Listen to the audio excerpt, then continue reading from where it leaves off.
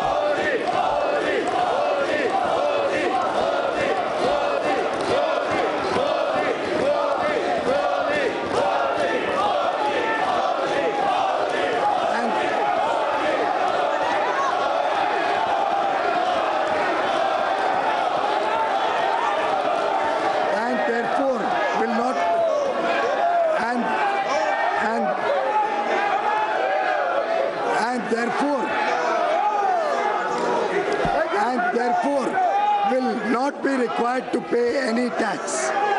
As a result, even persons having gross income up to rupees 6.5 lakhs may not be required to pay any income tax if they make investments in provident funds, specified savings, insurance, etc.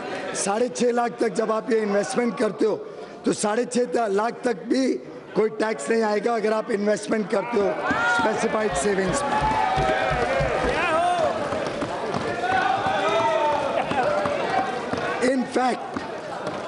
In fact, with additional deductions such as interest on home loan up to 2 lakhs, interest on educational loans, national pension scheme contributions, medical insurance, medical expenditure on senior citizens, with all of these other exemptions, deductions, persons having even higher income will not have to pay any tax.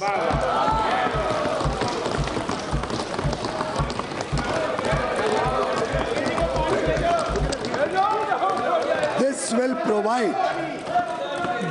provide tax benefit of 18,500 crore rupees to an estimated 3 crore middle-class taxpayers comprising self-employed, small business, small traders, salary earners, pensioners and senior citizens. ऐसे लगभग 3 करोड़ लोग अलग-अलग वर्गों से मध्यम वर्गीय उनको tax से लगभग इससे पूरी तरीके से मुक्ति मिल जाएगी.